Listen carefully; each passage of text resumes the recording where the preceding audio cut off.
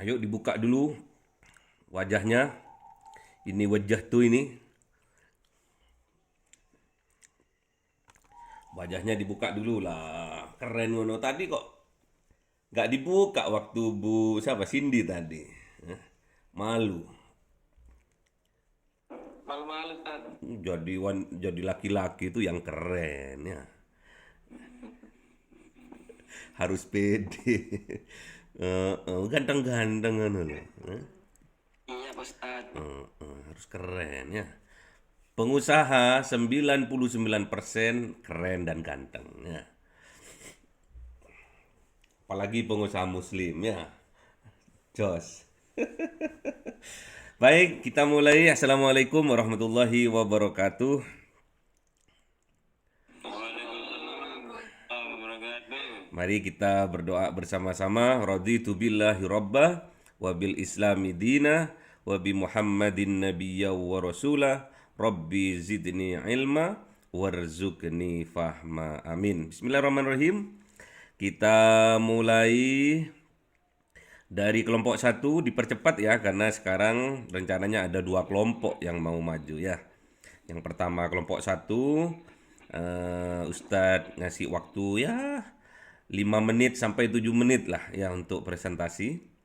Nanti dilanjutkan dengan diskusi, kemudian akan disusul dengan kelompok 2. Bagi yang berkenaan dengan kelompok satu, siapa saja, tolong ditampilkan slide-nya ya. Siapa saja yang kelompok satu? Kelompok satu siapa saja?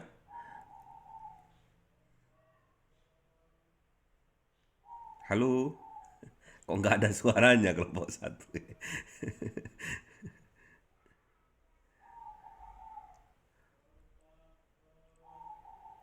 Dipersilakan kelompok satu untuk memulai.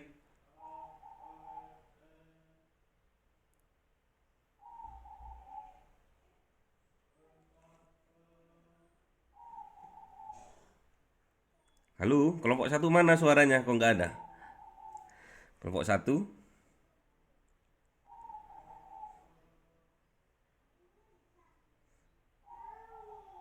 Kelompok satu nggak ada ya? Kita lanjut kalau nggak ada. Hah?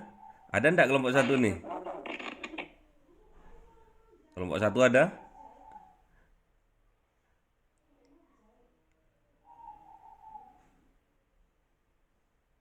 Halo? Kelompok satu nggak ada? Monggo langsung kelompok dua. Siapa kelompok dua? Dipersilakan slide-nya dibuka.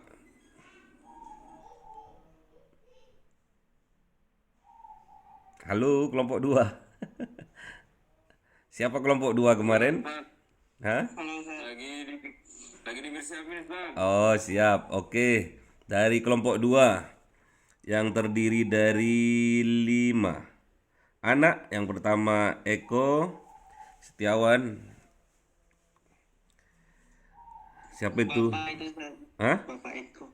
Bapak Eko. Bapak Eko bukan Mas. Mas. Hah? Seralah Ustaz. Mas Rizky, Mbak Neneng, Mbak Vina, Mbak siapa itu? Leni. Nah ini Baik. Dipersilakan siapa yang akan presentasi? Kalau bisa gantian ya. Mbak Vina, Mbak Vina.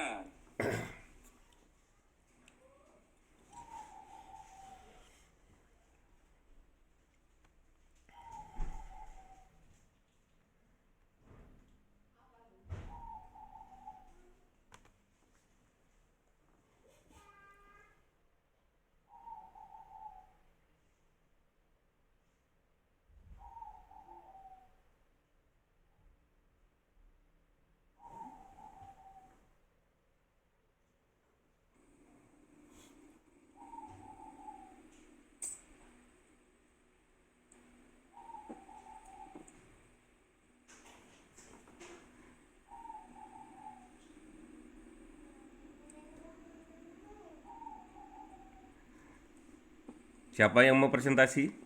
Baik, Oke. Assalamualaikum warahmatullahi wabarakatuh. Waalaikumsalam warahmatullahi wabarakatuh. Persilakan.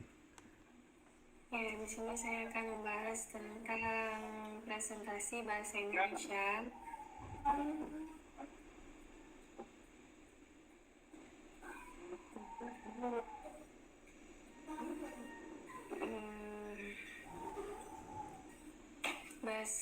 Bahasa adalah kunci pokok bagi kehidupan manusia di atas dunia ini, karena dengan bahasa orang bisa berinteraksi dengan sesamanya dan bahasa merupakan sumber daya bagi kehidupan bermasyarakat.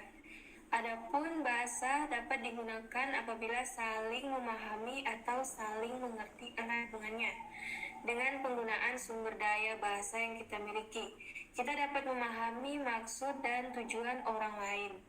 Berbahasa atau berbicara apabila kita mendengarkan dengan baik apa yang dikatakan.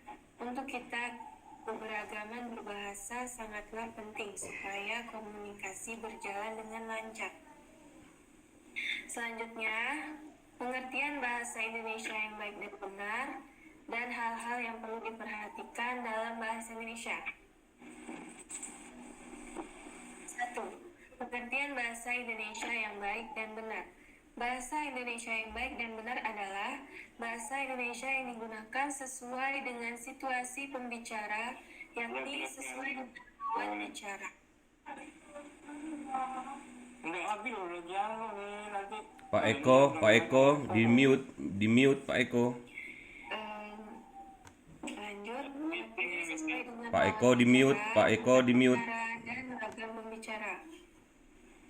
Dan sesuai dengan kaidah yang berlaku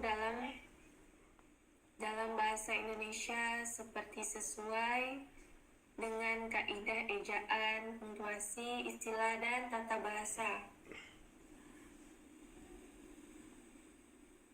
Selanjutnya,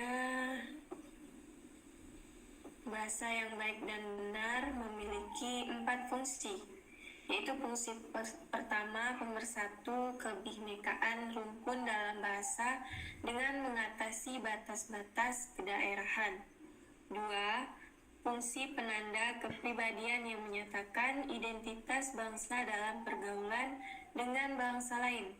Ketiga, fungsi pendawa kewibawaan karena berpendidikan yang terpelajar.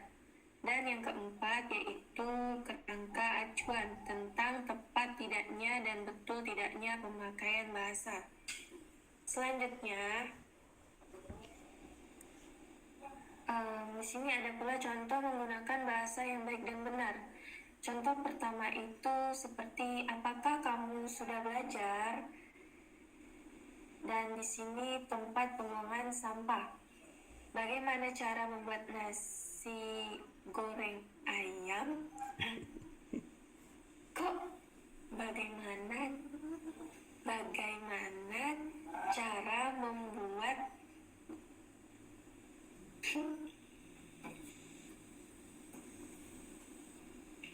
yang keempat aja ya Ustaz ya. Kami mahasiswa Gunadarma menjunjung tinggi persaudaraan. Yang selanjutnya ada pula sampai ke 7 itu. Dilanjut ke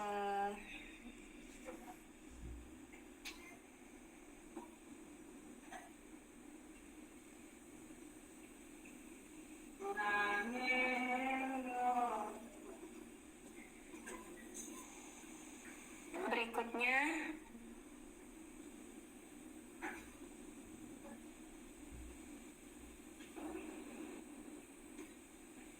Hal-hal yang perlu diperhatikan dalam bahasa Indonesia, tata bunyi atau fonologi. Fungsi pada umumnya dibagi atas 2 bagian yang meliputi fonetik dan fonemik. Pengertian fonetik itu adalah ilmu yang menyelidiki dan menganalisis bunyi-bunyi ujaran yang dipakai dalam tutur serta mempelajari bagaimana menghasilkan bunyi-bunyi tersebut dengan alat ucap manusia. Fonemik itu sendiri adalah ilmu yang mempelajari bunyi ujaran dalam fungsinya sebagai pembeda arti. Kalau dalam fonetik itu kita mempelajari segala macam bunyi yang dapat dihasilkan oleh ucap serta bagaimana tiap-tiap bunyi itu dilaksanakan. Maka dalam fonemik kita mempelajari dan menyelidiki kemungkinan kemungkinan bunyi yang dapat mempunyai fungsi untuk membedakan arti. Selanjutnya, tata bahasa atau kalimat. Masalah definisi atau batasan kalimat tidak perlu dipersoalkan karena sudah terlalu banyak definisi. Penting untuk diperhatikan apakah kalimat-kalimat yang kita hasilkan dapat memenuhi syarat atau kalimat yang benar, disebut gramatikal. Selain itu, apakah kita dapat mengendali kalimat gramatikal yang dihasilkan oleh orang lain? Dengan kata lain, kita dituntut untuk memiliki wawasan bahasa Indonesia dengan baik agar kita dapat menghasilkan kalimat-kalimat yang gramatikal atau kalimat yang benar. Dalam komunikasi baik lisan maupun tulis, dan kita dapat mengendali kalimat-kalimat yang dihasilkan orang lain apakah gramatikal atau tidak. Berikutnya, suatu pertanyaan merupakan kalimat jika di dalam pertanyaan itu terdapat predikat dan subjek jika dituliskan. Kalimat diawali dengan huruf kapital dan diakhiri dengan tanda titik, tanda seru, atau tanda tanya.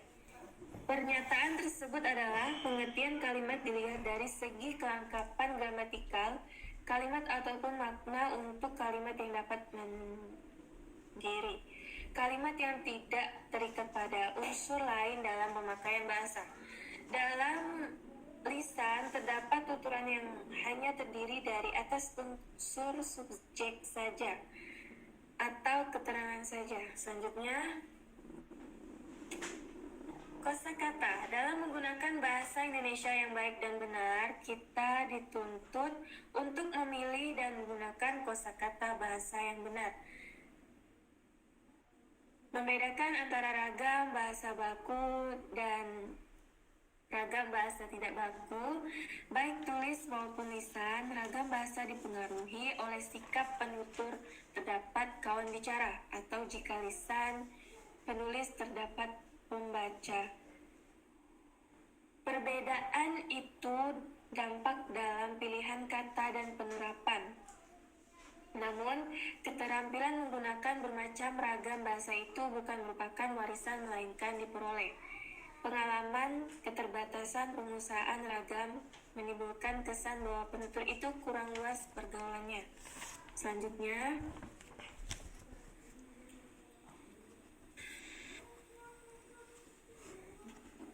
jika terdapat jarak antara penutur dengan kawan bicara atau penulis dengan pembaca, jika ditulis akan digunakan ragam bahasa resmi atau apa yang dikenal bahasa baku, baik formal, jarak penutur, dan kawan bicara. Sebaliknya, makin rendah tingkat keformalannya, makin rendah pula tingkat kebakuan bahasa yang digunakan. Selanjutnya,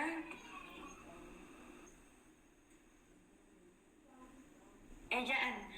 Dalam bahasa tulis, kita menemukan adanya bermacam-macam tanda yang digunakan untuk membedakan arti sekaligus sebagai pelukisan atas bahasa lisan.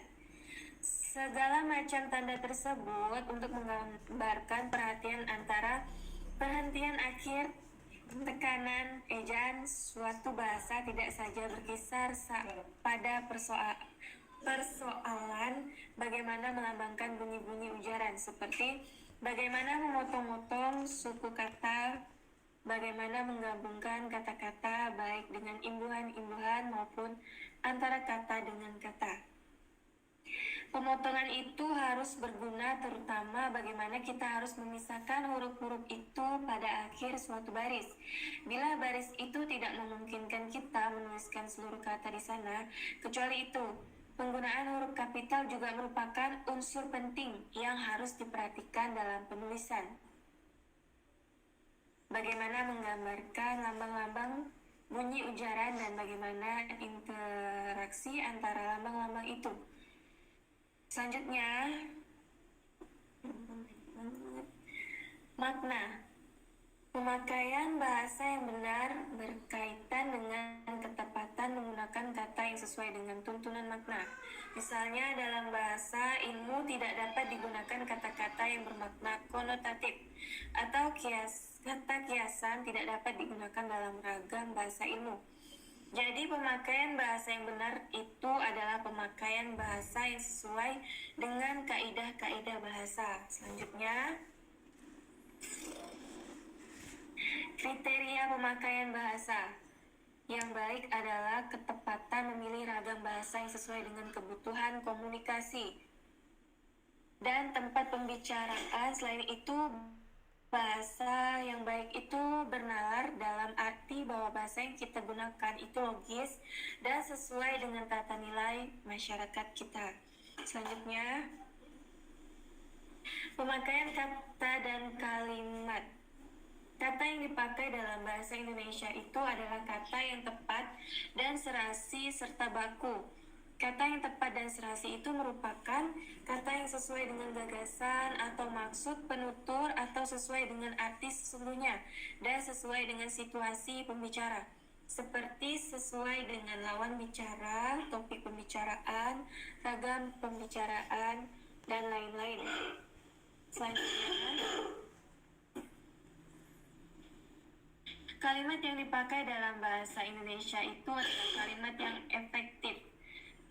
Dan kalimat yang efektif itu harus mudah dipahami, memenuhi unsur penting, menggunakan kata yang tepat dan serasi, atau gramatikal seperti menggunakan punktuasi dan kata yang baku, menggunakan struktur yang benar, frasa selalu DM, menggunakan kata yang morfologis, menggunakan kata yang sesuai dengan fungsinya atau kedudukannya, rasional dan tidak ambigu atau tidak menimbulkan dua arti yang membingungkan.